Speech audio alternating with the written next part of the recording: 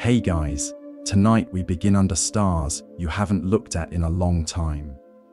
The moon rests low over the horizon, casting a pale silver glow on stone courtyards and marble steps polished smooth by generations of bare feet. The air smells of lotus and oil lamps, and in the distance, you can hear the soft echo of music from behind silk curtains. You're in a palace, but you're not here to stay.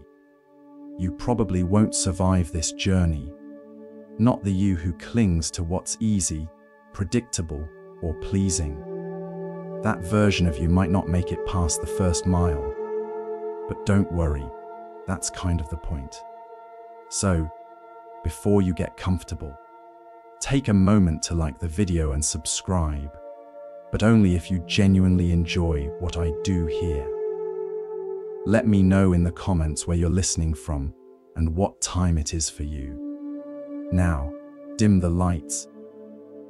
Maybe turn on a fan for that soft background hum, and let's ease into tonight's journey together. The night is soft, but the air around you hums with tension. You're standing behind Siddhartha, the prince. He's barefoot, wrapped in a simple robe. His hand rests lightly on the flank of his horse. Ahead lies the palace gate, and beyond it, everything he's never been allowed to see. Everything his father tried to protect him from. You're close enough to feel the weight he carries, not in what he packs, but in what he leaves behind. His wife, Yasodhara, his newborn son, his title, his future as a king, all traded for a question: what is truth? No ceremony, no witnesses, just one step forward. A prince slipping out of paradise in search of something real. You follow. Not because you know what's out there, but because something in you recognizes this moment. The moment when comfort becomes confinement. When the beautiful cage starts to feel too small. When the perfect life no longer answers the ache in your chest.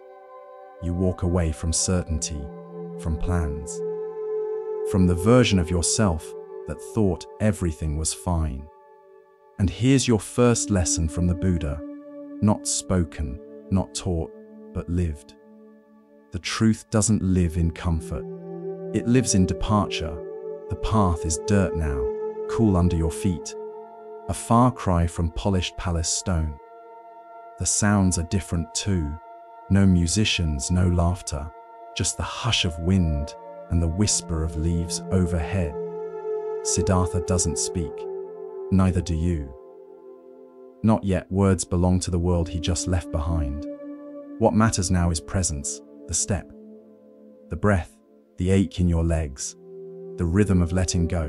By dawn, the palace is a silhouette in the distance, and something strange happens. You don't miss it. Not really. Because for the first time, you're not walking toward anything. You're walking away from what isn't true. And in that space, something new stirs. Not joy, not peace. Not yet, just a question. What is real?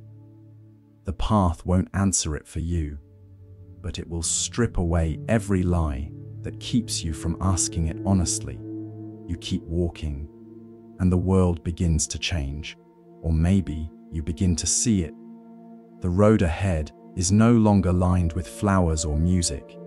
There are no garlands, no smiling servants, no safety net woven from status and ritual.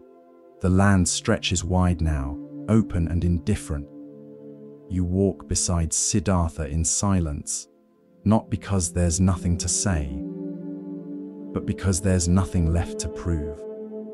Ahead lies a city, and in that city, waiting like truths wrapped in skin, are the four sights. You've heard of them. You might even think you've seen them before, but nothing prepares you for how they feel when you see them with eyes unclouded by comfort. The first comes slowly. A man bent low, leaning on a crooked staff, his face folded like dried bark, skin thin, eyes watery. his spine hunched like a question mark. Each step he takes looks like it might be his last. You freeze. Siddhartha does too. "What is this?" he whispers. His companion answers softly. "This is old age." Siddhartha stares. "Does it come to everyone?" "Yes," says the attendant. "To all." You feel it land in your chest. Not just the image of the old man, but the realization your youth is temporary. Your strength is a borrowed flame. The body will sag, wrinkle, fail. And it's not tragic. It's true. That's the first cut. The second comes faster. A man lying in the street. His body convulses in fever. His cries echo through the alley. His skin is pale and wet. Others step around him. They look away. But Siddhartha does not. He steps closer, kneels, watches. "What is this?" he asks again. "Sickness," the attendant says. It comes without warning. Siddhartha's lips tighten. You feel the fear rise in your own chest. The memory of illness, of helplessness, of watching someone you love hurt and not being able to stop it. No charm, no wealth, no prayers saved this man. And again you hear it, this too comes for all. The third sight is quieter, a funeral procession. A body wrapped in white cloth, carried on a wooden plank, incense rising in spirals above it. A woman weeps quietly behind the mourners. A child tugs at her hand, asking questions she can't answer. You want to look away, but you don't. You follow the Buddha's gaze. "This?" he asks. The attendant hesitates, then says, "Iti, death, the final cut." Not as a concept, not as a threat, but as a certainty. And this time, Siddhartha says nothing. Neither do you. There's nothing to say, only to see. Age, sickness, death. Three things no one escapes. Three truths hidden by palace walls, by busy lives, by stories we tell ourselves to stay comfortable. You feel the weight of it now. But before despair can root itself too deeply, the fourth sight appears. A man in saffron robes, walking barefoot, eyes clear, back straight, a bowl in one hand. He walks without hurry, without fear. His face is serene, not smiling, not sad, just present. Siddhartha watches him pass. What is he? The attendant bows his head. A mendicant, a seeker. And in that moment something shifts. Not just in Siddhartha, in you. Because here, finally, is someone who has seen the first three truths and still walks in peace. He has nothing, no riches, no protection. And yet, he radiates something greater than safety. He radiates freedom. This is the fourth sight, and the first hope. You walk back to the edge of the city, and for a long time, you say nothing. But the seed has cracked open. The lesson of this section doesn't come in words. It comes in how your gaze has changed. What once felt secure now feels hollow. What once seemed tragic now feels real. And real is better than easy, because real is where the path begins. You walk on, not to escape these truths, but to understand them. The road narrows now, threading through forest where the light sifts down like a quiet promise.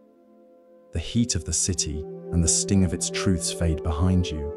There is no more crowd, no more music, only leaves rustling overhead and the crunch of your footsteps on dry earth. Siddhartha walks ahead, no longer the prince, not yet the teacher, just a seeker, a man who has seen the raw edge of life and decided to walk straight into it. You walk with him into the wilderness of questions. He sheds his last possessions, his fine robes, his jewelry, his title. He trades them for bark and dust, for sunburned skin and a life pared down to the bone. And you do too, not because he tells you to, but because something in you knows. This is the only way to hear the truth when it finally speaks. You meet others, ascetics. They live in the forest like shadows, barely eating, barely speaking, their eyes sunken, their skin stretched tight. They bathe in dust, sleep on stones. Some stand on one leg for hours. Others hold their breath until they faint. They call it freedom. They say pain is the path. Siddhartha listens, watches, joins them. You do too. You eat once a day, then once every 2, then not at all. Your belly hollows, your ribs grow sharp, the world slows to a whisper. You sit on thorns, sleep in the cold. Let your body weaken, believing that spirit will rise in its place. And yet the pain becomes noise. Your thoughts don't still, they scream louder. You dream of food, of comfort, of rest, and not just because you're hungry, but because this isn't peace, it's punishment. One day, Siddhartha stands at the edge of a river. His body trembles from hunger. His skin is pale, his limbs thin, his breath shallow. He kneels to wash but collapses. You rush to him. He lifts his eyes, tired but clear. This is not the way, he says. The lesson arrives not like thunder, but like a gentle ripple. You help him to the riverbank, sit beside him. Wait, then a girl appears, carrying a bowl of warm rice in sweetened milk. She sees the man beneath the dust and offers what no one else has: kindness, nourishment. He accepts.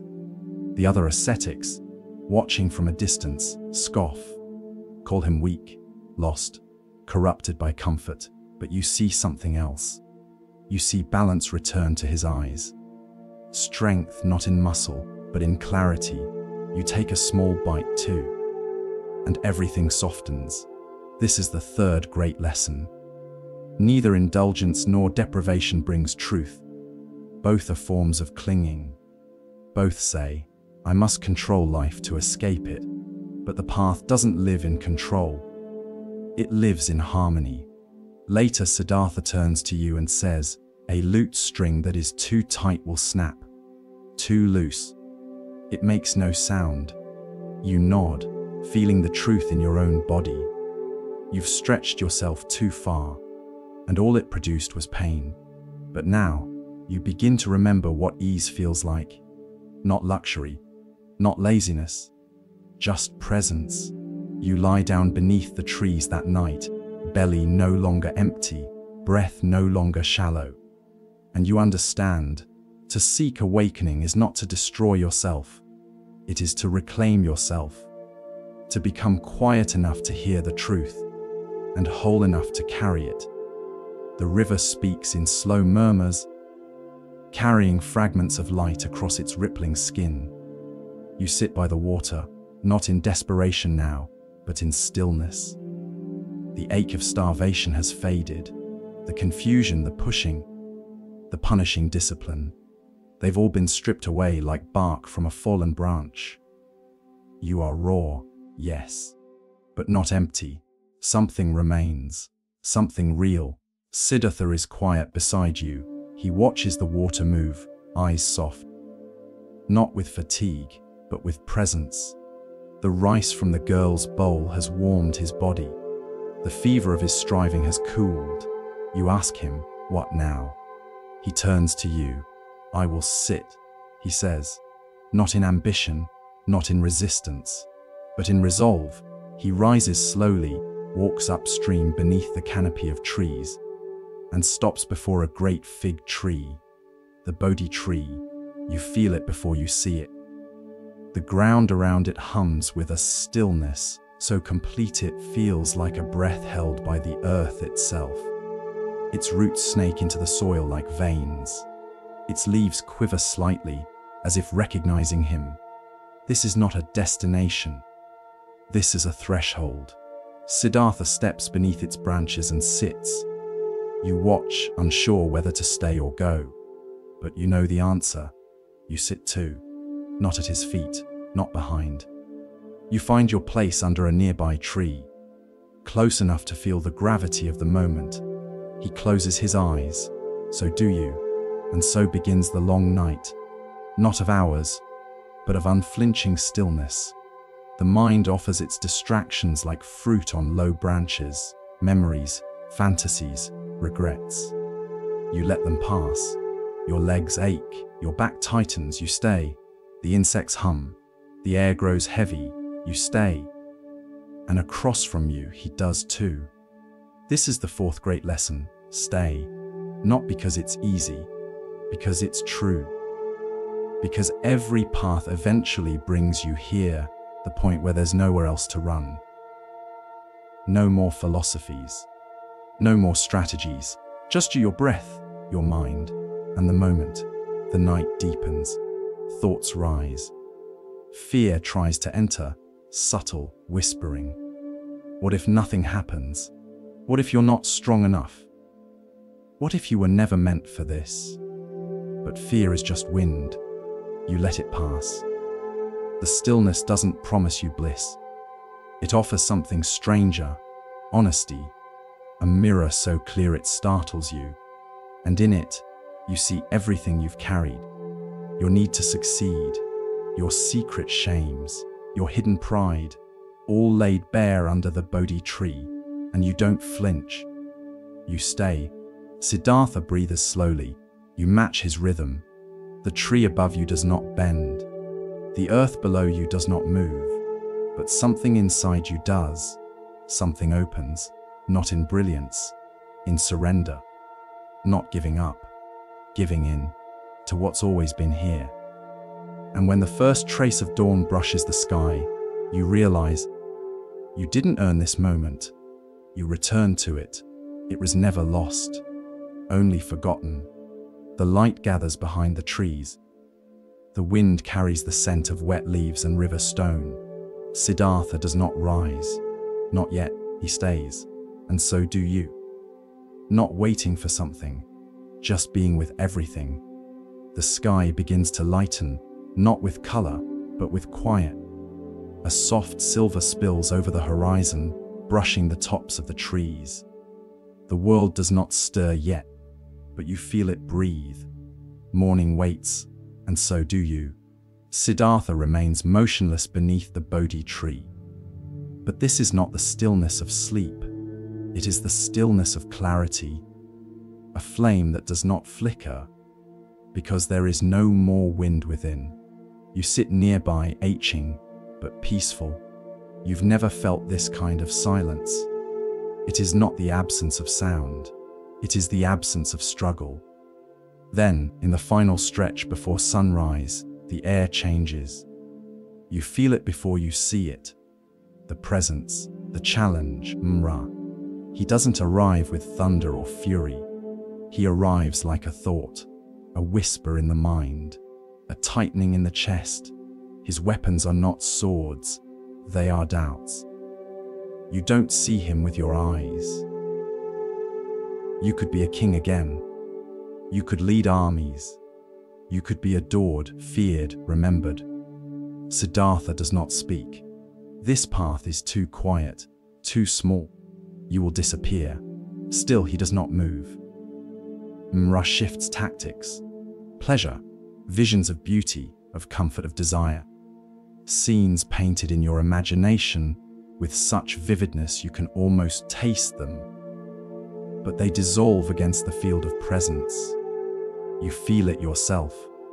The temptation to chase a sweeter thought, to slip out of the moment and into a fantasy, but you don't.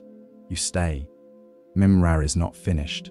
He sends fear now, images of failure, of ridicule, of wasting your life in silence while the world forgets you. Siddhartha breathes. In, out.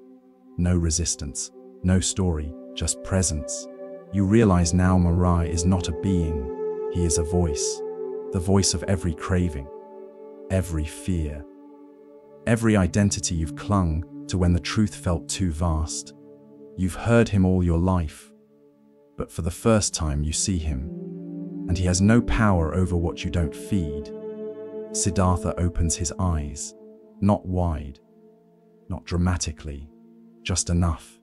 He lifts his right hand slowly and reaches down to touch the earth, fingers pressing into the soil, not to claim, to witness. The earth does not respond with thunder. It responds with stillness, total acceptance. Mra's illusions scatter like ash on the wind. Because now, Siddhartha is not fighting, he's seeing. This is the fifth great lesson. You don't need to defeat your demons. You need to stop believing them. Mra watches, waits, but Siddhartha offers no resistance, no permission, no fear, just presence. And finally, Mra bows his head and vanishes. The moment stretches wide now. You feel it your breath, the morning air, the silence between sounds. Nothing needs to happen. Nothing needs to change. This is it. When the sun crests the horizon, its light spills through the leaves like truth through illusion. Siddhartha opens his eyes again. And now he is not Siddhartha, he is Buddha, the awakened one. And you sitting nearby do not need him to explain, because somehow you've awakened too. Not fully, not forever, but the first veil has lifted, and beneath it was not fire, not emptiness, but peace. The kind of peace that can never be given, only uncovered. You rise slowly, the earth is the same, but you are not, and neither is he. The light spreads across the clearing like a breath held all night finally released. The birds begin to stir, cautious, as if sensing something holy in the morning air. The Bodhi tree casts long shadows, and the Buddha sits beneath it, not glowing, not floating, not crowned in gold, but profoundly still. You stand at a respectful distance, not because he demands reverence, but because the space around him feels like the inside of a bell just struck, vibrating with silence, ringing with stillness. Then he rises. No fanfare, no ceremony, just one movement, simple as breath. And with that step, a new journey begins, not a search for truth, but the offering of it. The Buddha walks, and you follow, together. You leave the tree behind, not because it is no longer sacred, but because everywhere is now sacred. He walks to Deer Park in Sarnath, where 5 old companions wait. The ascetics who once called him a failure, the ones who turned their backs when he accepted a bowl of rice. They see him coming and scoff. But something in his walk, in his face, in the rhythm of his breath, it quiets them. He sits with them. No judgment, just presence. And then he speaks, not to convert, not to impress, to share. This is the first turning of the Dharma wheel, the 4 noble truths. You already know them somehow, not as doctrine, but as things you've tasted. Still, the Buddha gives them shape. First, there is dukkha, suffering, dissatisfaction, unease, not as punishment, as part of life, birth, aging, loss, grief. The yearning for what won't stay, the clinging to what's already gone. You feel it in your chest. You've carried it longer than you knew. Second, there is a cause, tanga, craving, the thirst to become, to have, to control. Desire not only for pleasure, but for permanence, for identity, for certainty. You think of the voice of Mung-Ra, how familiar it felt. Third, there is cessation.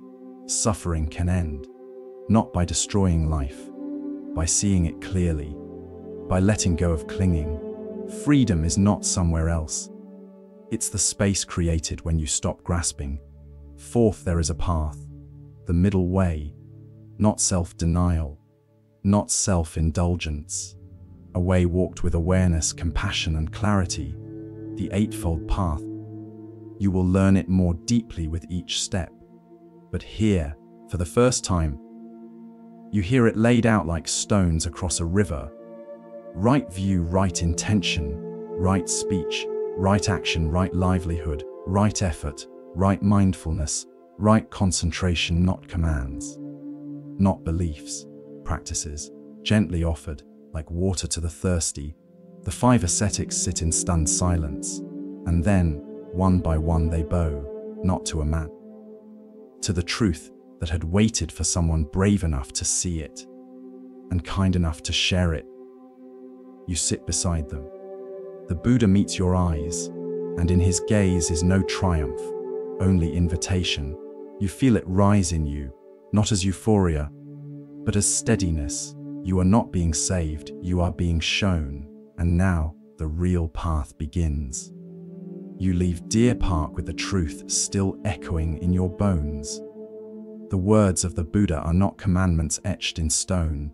They are seeds, quiet, living things. They've already begun to take root. You walk not to find, but to embody. The middle way isn't an escape from life. It is life, lived without distortion. And now, each step becomes a mirror. The road stretches before you, winding through villages, forests, quiet trails where rice paddies meet the sky. The Buddha walks with no urgency. And you, once driven by questions, begin to notice answers in stillness itself. You remember his words, right view. Not positive thinking, not blind faith, just clear seeing. You pass a farmer whipping his ox, anger bursting from him like fire. You feel yourself recoil, your mind ready to label, judge, react. But right view pauses you. You see more. You see a man carrying loss, a harvest ruined, a sick wife, a thread about to snap. Right view doesn't excuse suffering, it includes it. And that's the shift. You don't just see the man, you see the causes, the conditions, the tangle. And in that vision, compassion. Then comes right intention. You begin to notice what's behind your actions. When you speak, is it to soothe, to control, to be seen?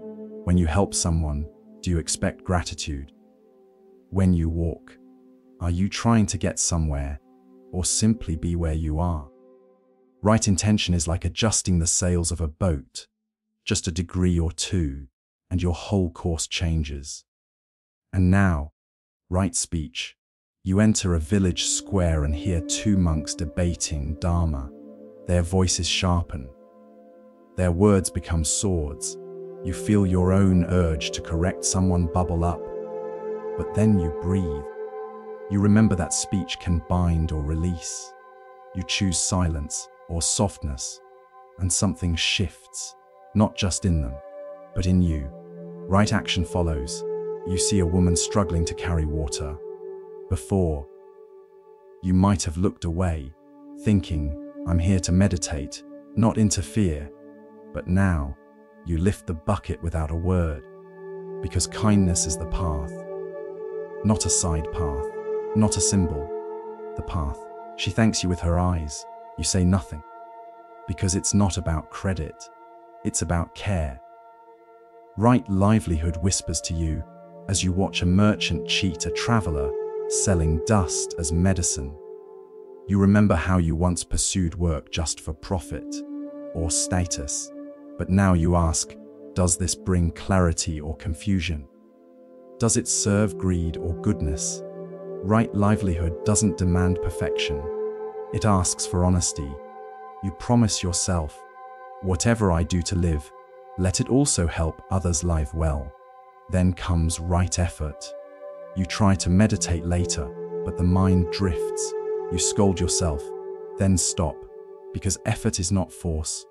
Effort is care. You guide the mind like holding a sleeping child, gently, patiently, again and again. No war, just return. Right mindfulness is your growing anchor. You begin to taste food again. Feel water on your skin. Notice how often your thoughts run ahead of your feet. Mindfulness brings you back. Not to slow you down, but to wake you up. You see the breeze move the leaves, the tension in your shoulders, the sorrow still tucked behind your smile. You see and you stay, and finally, right concentration. Not narrowing the mind like a fist, but softening it like water in a cup. You sit, you breathe.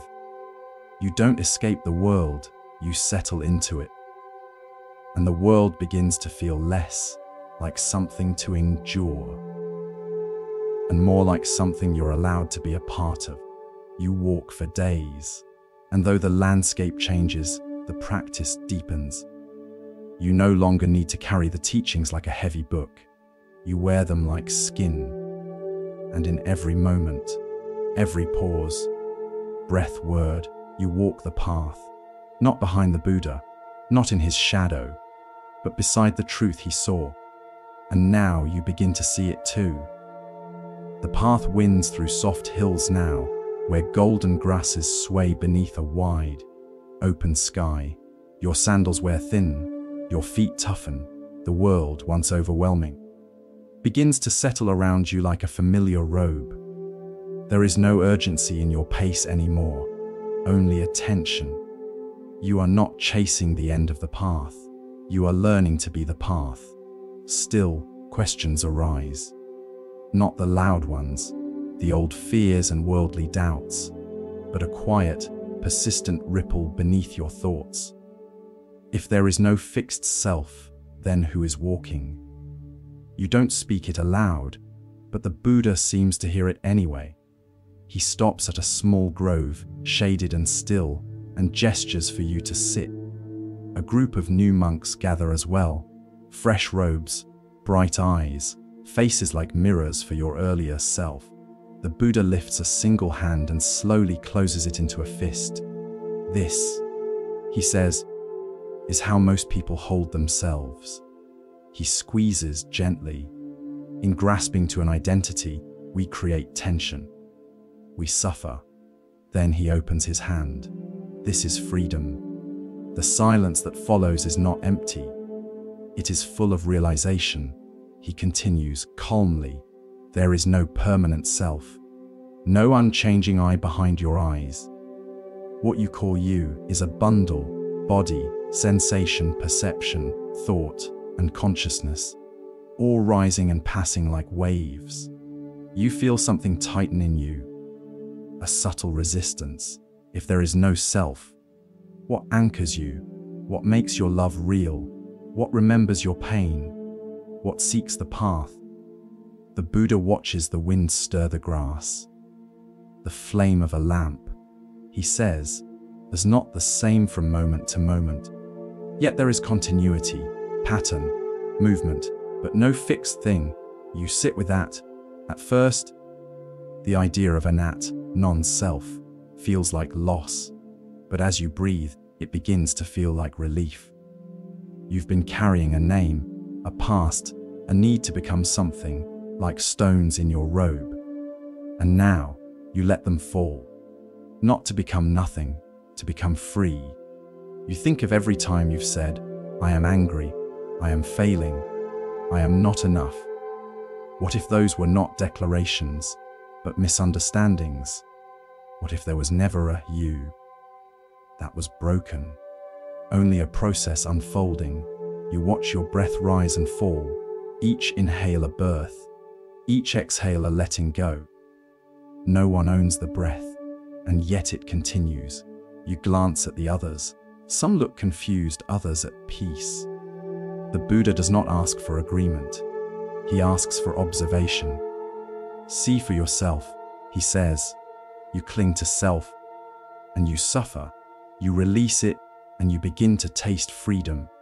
Later, as you walk again, the wind against your skin feels different.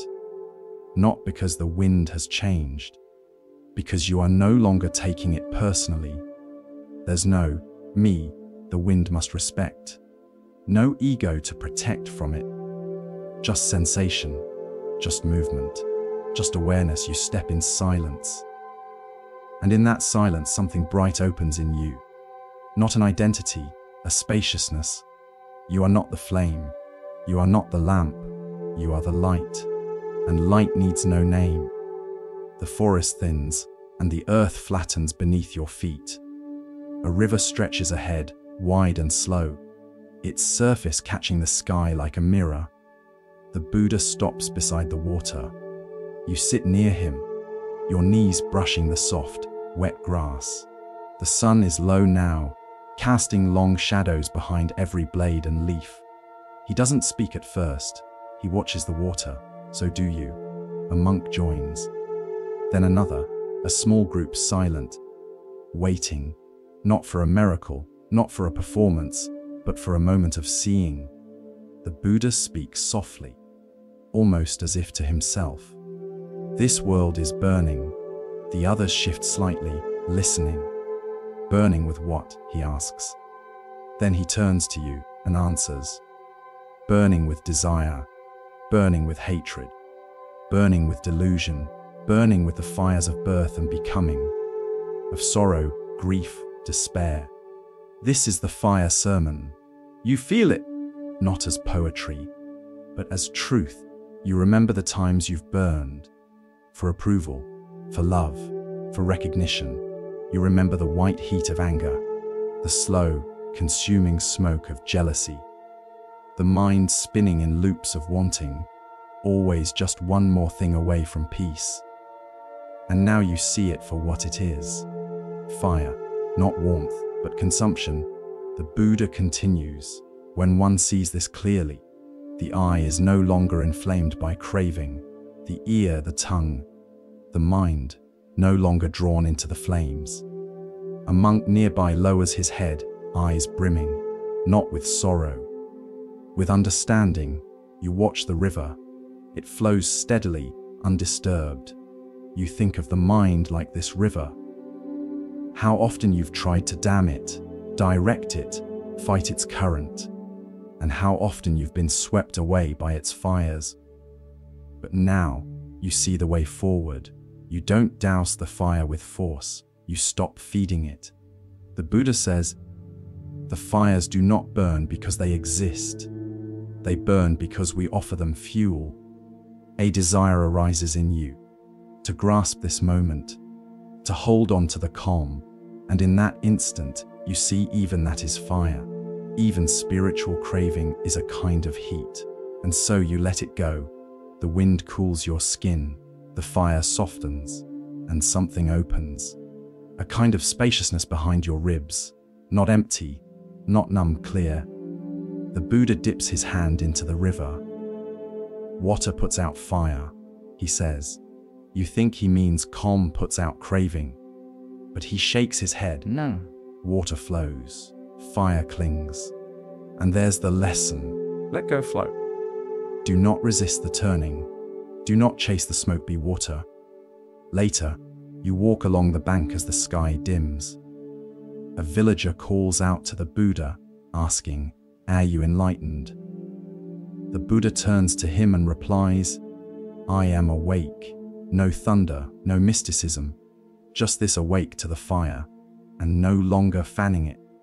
You lie down under a tree, the sounds of the water lapping gently nearby. Your body is tired, but your mind is quiet. You don't need to hold this truth. It holds you. And sleep comes not like an escape, but like the soft closing of a door no longer needed. You wake before the sun. The world is still blue with twilight, soft and suspended. The river is smooth as glass, and the sky hasn't yet made up its mind about the day.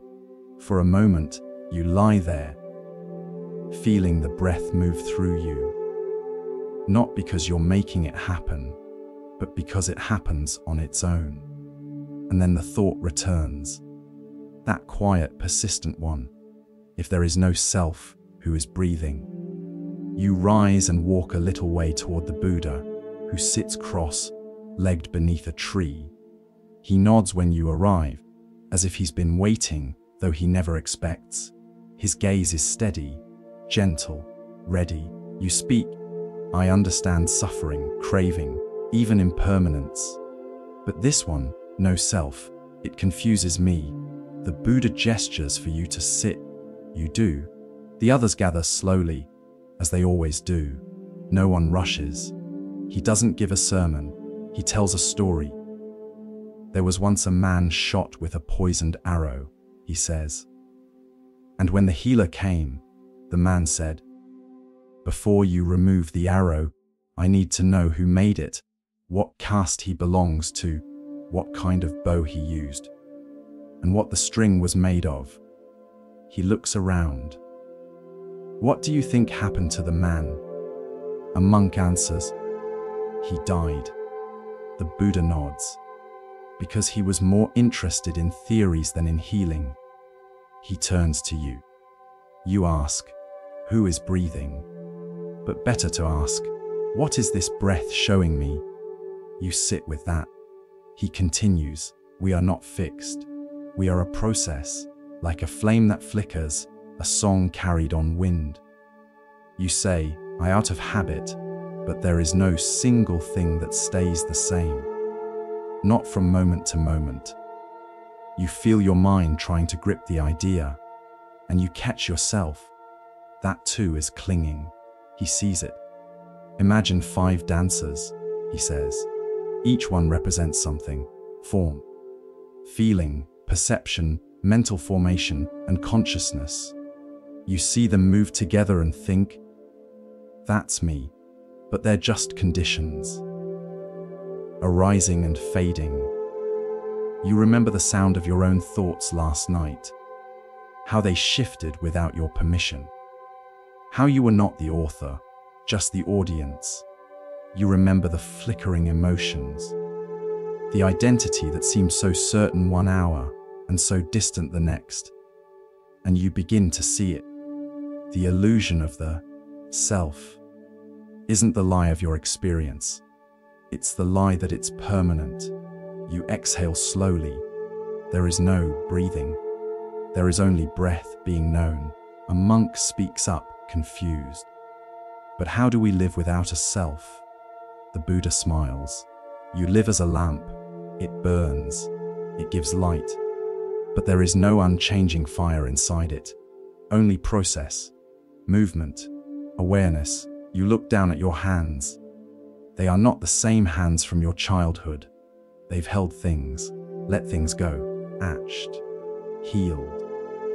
You are not the same person who left the palace, not even the same one who sat under the Bodhi tree. And yet, something continues, not as identity, as awareness. That's the lesson. You are not a fixed thing. You are a happening, a field of change, a dance of causes and conditions.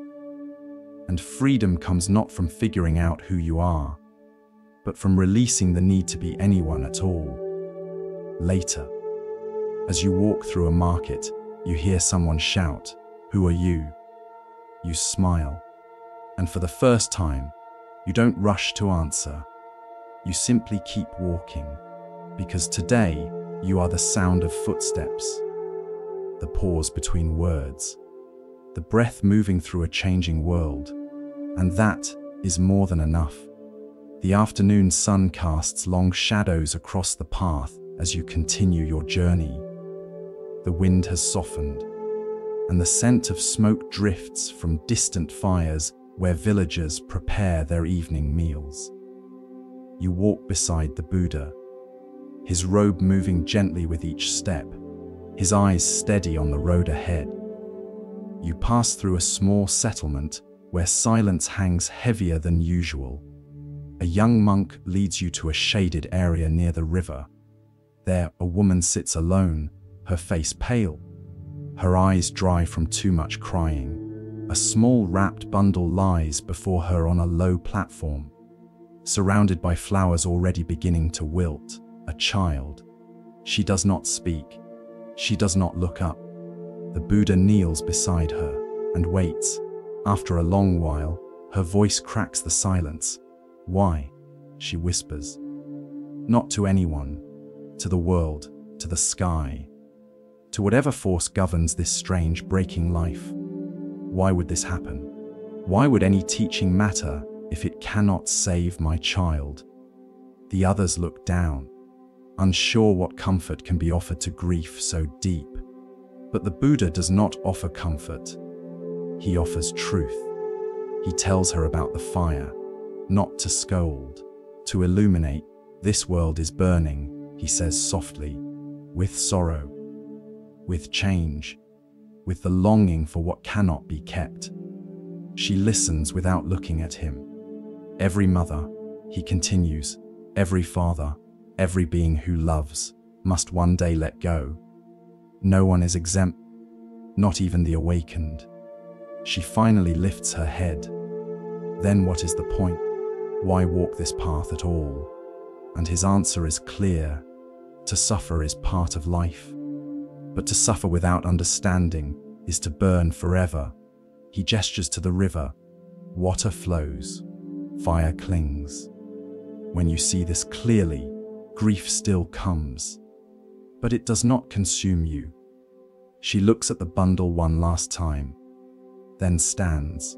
Her face is not peaceful, but it is no longer drowning. Later, after the funeral fire is lit, the monks gather by the river. You sit among them. The Buddha begins to speak, not as a priest, not as a prophet, but as a witness to impermanence. He speaks of anicca, the universal truth of change. Nothing remains.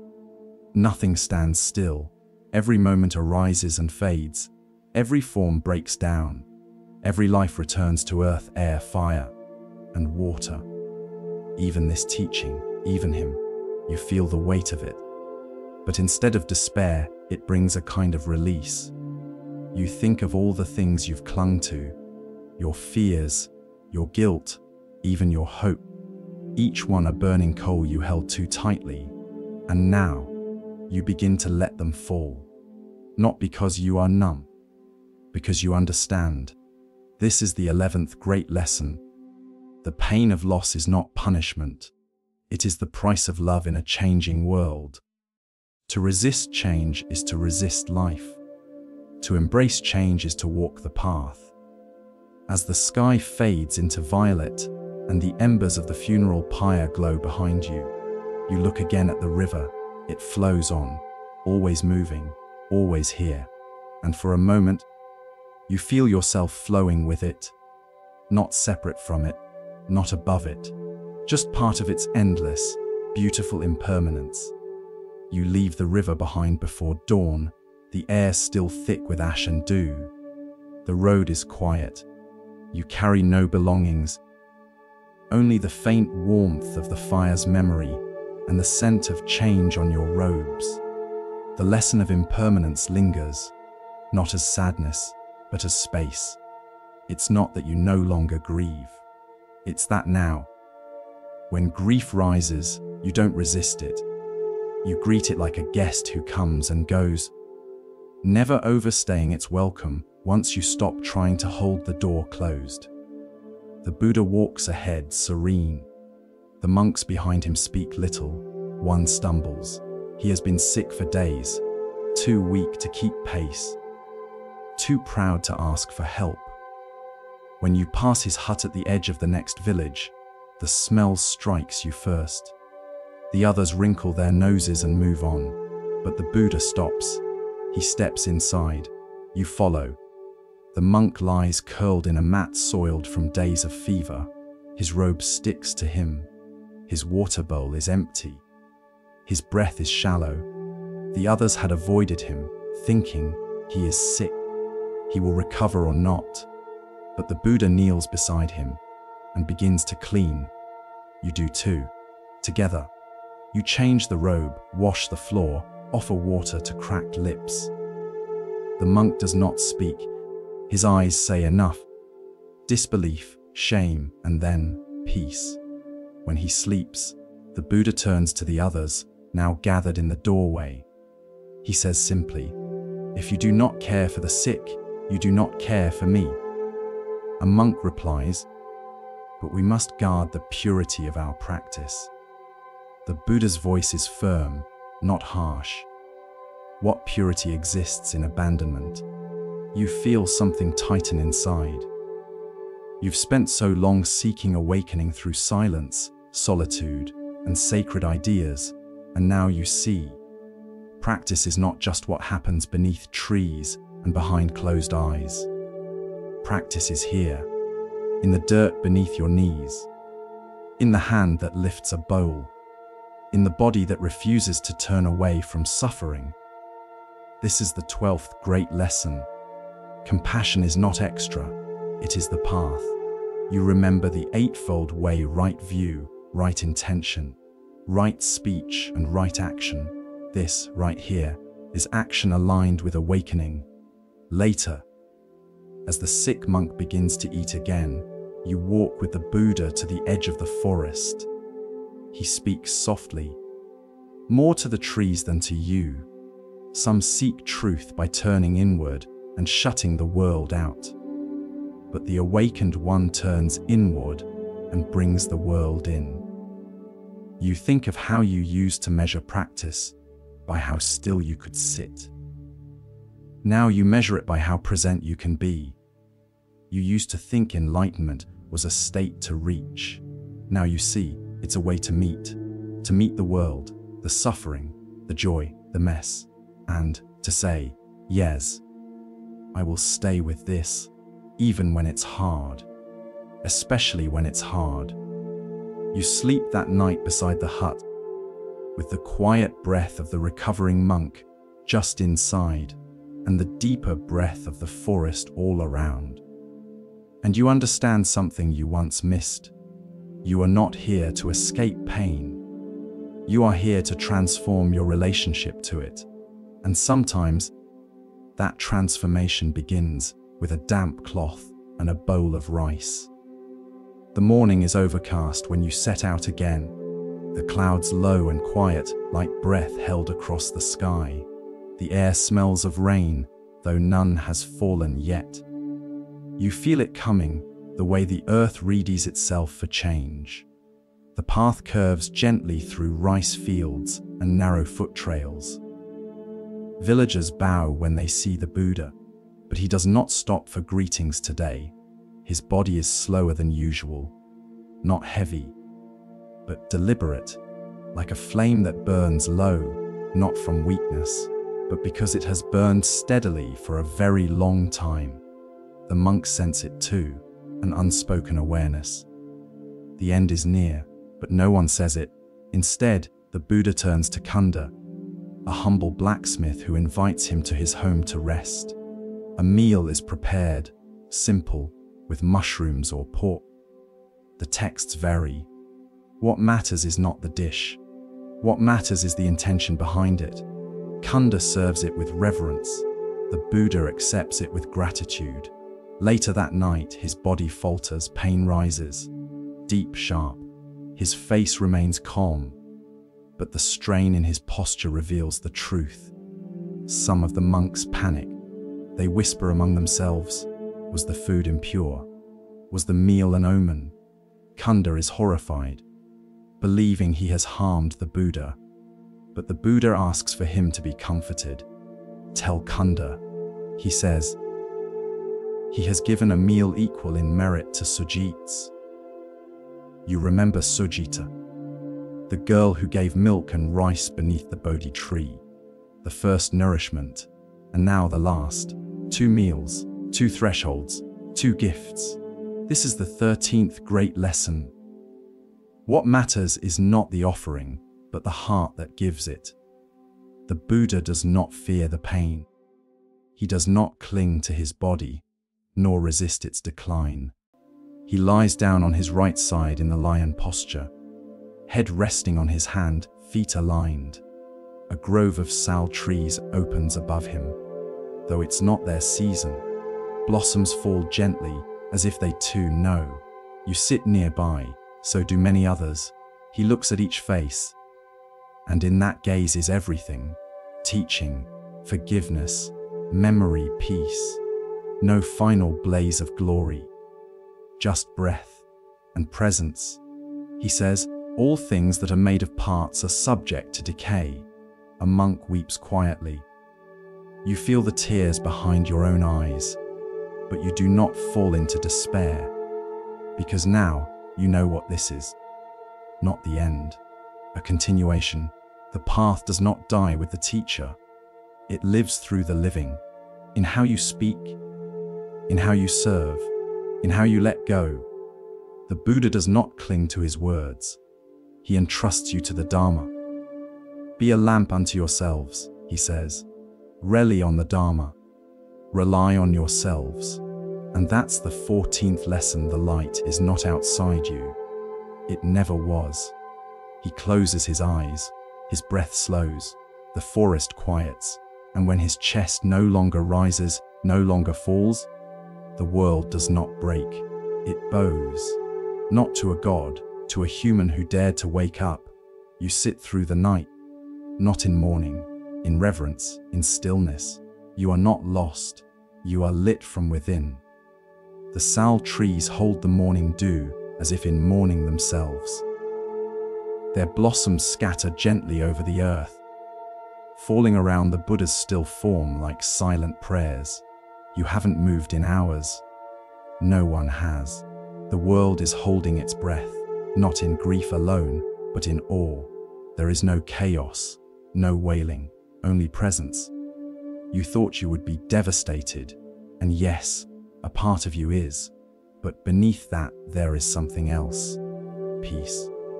Not the kind that erases sorrow, but the kind that makes room for it. That says this too, belongs. The Buddha's body lies motionless, but the path continues on. You feel it humming beneath your skin, coursing through the breath you didn't even realize you were holding. A monk speaks in a hushed voice. What do we do now? Another answers, we keep practicing. The fire is built, the pyre is raised. Offerings are placed with care. You help lift the body, gently, reverently. Not because he needs it, but because you do. Each movement is a vow. The fire is lit, it crackles and smokes, not loudly, not dramatically, just honestly.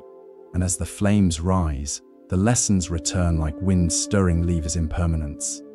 Compassion, presence, truth, letting go.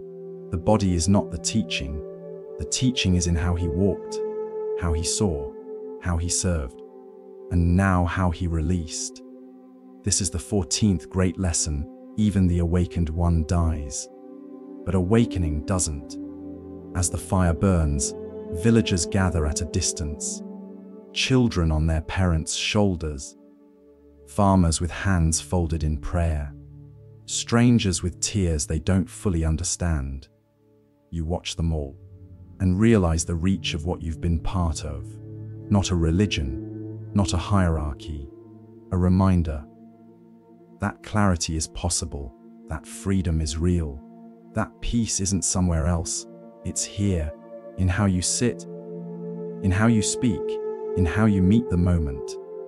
When the fire dies down, the monks collect the ashes with bare hands. No relics, no gold, just dust and memory and a quiet readiness to continue. You do not cry, not because you're numb, because you're whole. Later, you sit at the base of a tree near the edge of the forest.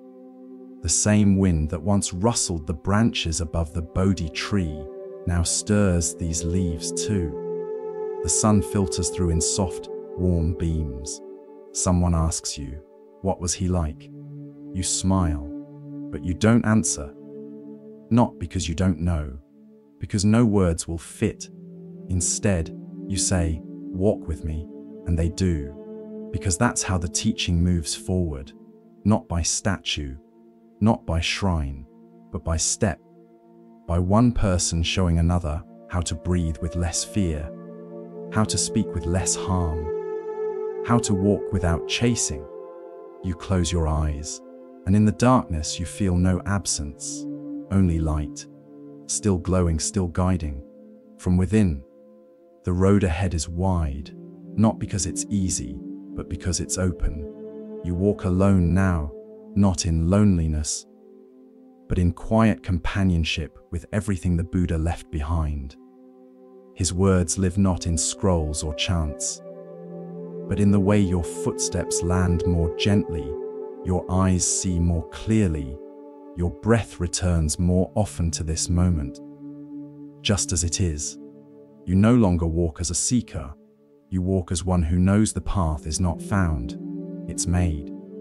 In how you move, how you listen, how you respond to the world when no one is watching, The wind stirs your robe. The sun rises higher, casting soft gold on the path ahead. You stop at a crossroads, not to decide, but to look. Every path now is his path. Every direction leads to practice. There is no place that truth cannot reach if you walk with your eyes open. In a nearby village, someone recognizes you. You were with him, they say. You nod. Will you teach us? You sit beneath a tree, but you do not teach as he did. You do not speak of the Four Noble Truths. You do not trace the Eightfold Path into the dirt. Instead, you listen to their fears, their grief, their love. You offer a story, a breath, a moment of stillness. That is enough, because the Buddha did not come to give answers. He came to wake people up to their own. Later, as the village quiets for the night, you walk on. The moon is rising. The world is soft again, not because it has changed, but because you have. You no longer look for transformation in dramatic moments. You see it in how you carry water, in how you respond to impatience, in how you bow your head when there is nothing left to say. You reach the edge of a forest and pause. There is no monument here, no temple, only trees, stars, and the sound of your own breath. And this is the 15th great lesson. The way does not end with the Buddha. The way begins with you. He never asked to be worshipped, only remembered, not with statues, but with action. Not with incense, but with intention. You take one last look at the sky and smile. Not because the path is easy, but because it's yours now. You walk on, and the path rises to meet you. No drum roll, no finish line. Just one more breath, one more step, one more chance to live the Dharma, not as philosophy, but as presence. Not someday. Now, not somewhere else. Here, and always, always beginning again. Now that the journey has come to rest, you breathe, not as a seeker hoping for a destination, but as one who has learned how to arrive. You've walked beside the Buddha, but more importantly, you've walked into yourself.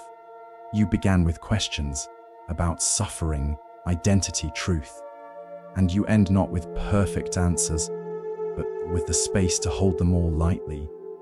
You've left palaces, sat through long nights, faced the voice of Mama Ra, listened to silence, served the sick, watched fire consume form, and through it all, you've softened, not into weakness but into wisdom. Suffering didn't disappear, but now you meet it with kindness. Impermanence didn't stop, but now you let it carry you instead of fighting the tide. The Buddha's greatest lesson wasn't in his words.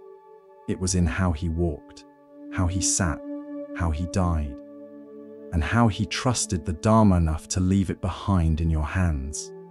And now, it's in your hands. You don't need a robe. You don't need a title. You don't even need to call yourself a student. You only need to live with awareness, with compassion, with clarity. That is the way. You are the path now. So as you lie down, feel the weight leave your shoulders. Let the teaching settle, not as pressure, but as peace. There is nowhere to get to. There is only here. There is only now. There is only this breath. So let go. Let the silence return, and let the truth rise quietly inside you, just as it always has.